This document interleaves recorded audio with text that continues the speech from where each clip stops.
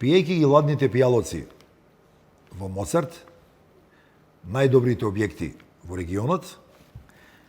и играјќи ги своите игри, надевајќи се дека ќе оствариме добра добивка.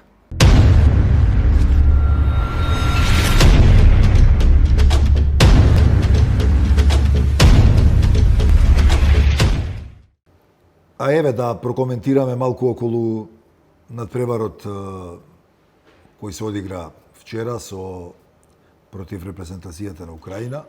Мислам дека сега сме дојдени на малку повеќе од пола пат, еве имаме уште еден надпревар. Впечатокот до сега е коректен, иако во крајна линија, нели, сепак останавме без бодови, но и мислам дека и без шанси да евентуално избориме пласман за понатак. Без разлика на резултатите од последното коло, дури да ја победиме Холандија заради претходните порази, нели, што ги имавме против репрезентацијата на Австрија и против репрезентацијата на Украина, мислам дека нема да имаме шанси дури да победиме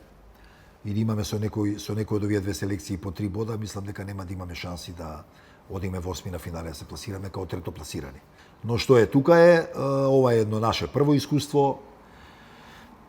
каде што јас уште и пред Европското првенство неколку пати потенцирав дека играњето во квалификациите, посебно против онака слаби селекции како што беа Гибралтар, Косово, Грузија и така натака е една работа, а играњето на едно многу повисоко ниво, како што Европското првенство, е сосема друга работа. И на крајот на краиштата тоа е едно добро искуство за нашите играчи да го видат тоа, да го осетат тоа, за да имаат поголемо знаење и поголемо искуство за понатака, во случај да повторно направиме еден ваков успех како што беше овој пат со пласманот на Европското првенство. Сметам дека ова е една релативно млада репрезентација, тука конкретно зборам за нашите, за репрезентацијата на Македонија, која што ќе игра уште најмалку 5-6 години заедно, голем дел од играчите ќе играат заедно и зашто да не, треба да очекуваме и да се надеваме дека оваа генерација, потпомогната со уште некои нови млади играчи кои што доваѓаат, дека ќе успеат уште еднашка да го остварат пласманот. Конкретно за надпреварот против Украина, мислам дека се почна доста плашливо. Првото полувреме беше испод секој критериум одиграно, значи доста слабо, доста плашливо. Дозволивме многу шанси да ни направат, ни дадоа 2 гола. Бевме слаби во дуел играта, многу лесно ни ги одземаа топките. Ајде, трчањето париравме горе-доле релативно добро, но кога се анализира прво полувреме, се доста слаба оценка, затоа што не бевме опасни по гол, не направивме ништо конкретно, да кажем, некоја опасност, немавме течност во играта, така да првото полувреме, гледајќи го, не носеше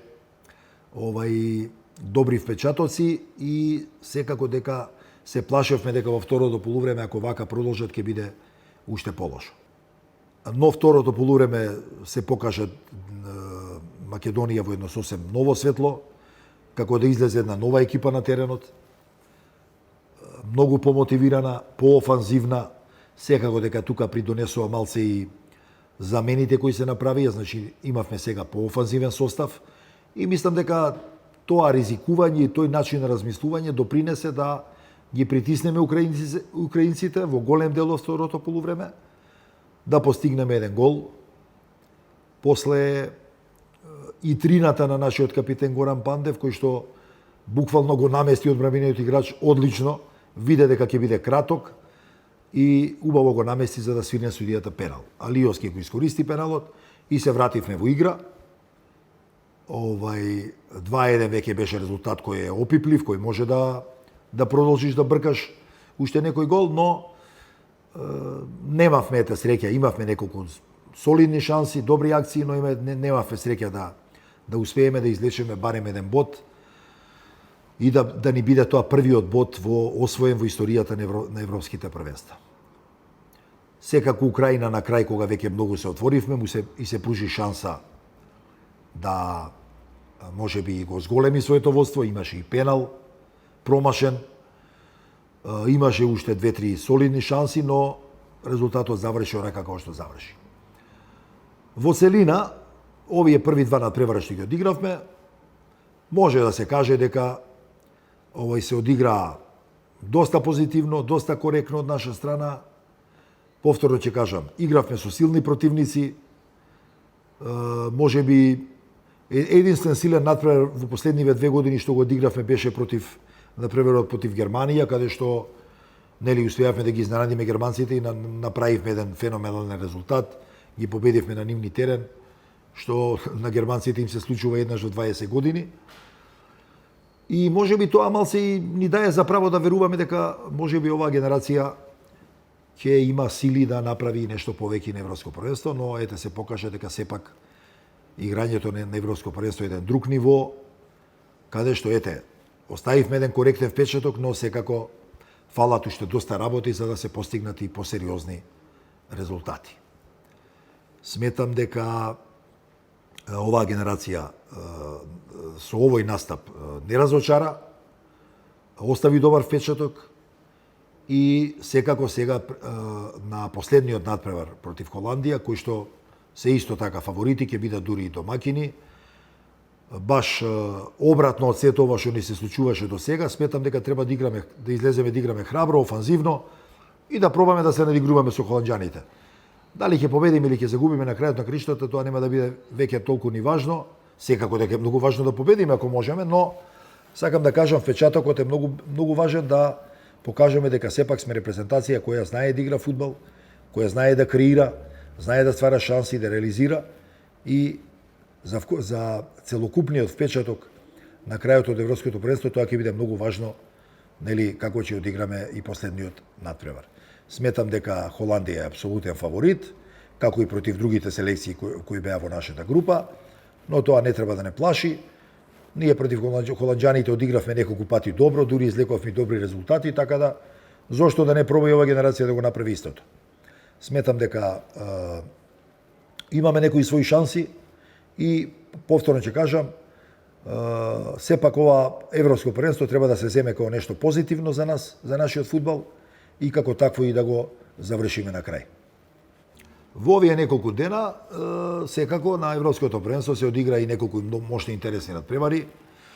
Еден од нив беше секако надпреварот на двата гиганта,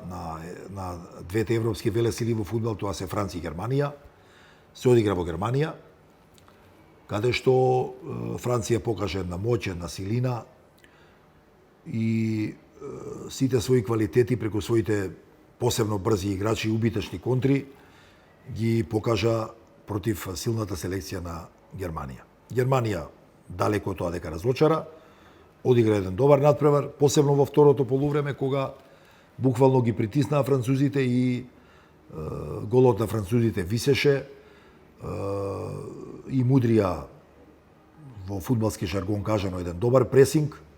ги притиснаа во својата половина, но не успеа да изедначат. Сепак, овој надпревар покажа дека тоа се тие неколку селекции кои што ги кажавме и во последниот пат, кои ќе бидат, според мене, на крајот доминантни и ќе бидат главни фаворити и конкуренти за освојување на големиот европски трофеј и да станат европски прваци. Тоа истото го покажа вчера и репрезентацијата на Белгија, која ја ставам во оние прикриени фаворити, кои што евентуално може да изненадат и да дојдат до финалето.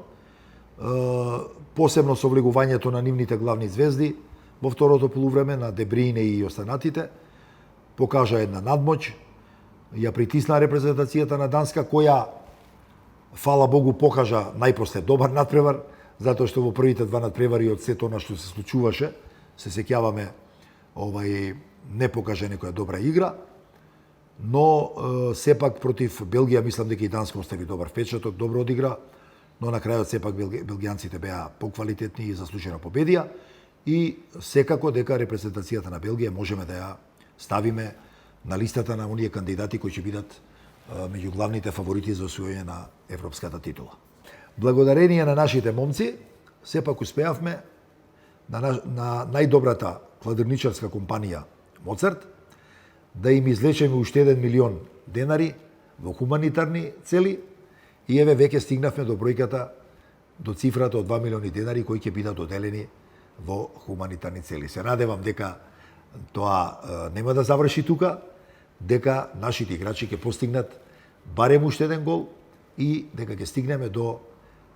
цифрата од 3 милиони денари кои што на крајот ќе ги доделиме некаде во хуманитарни цели.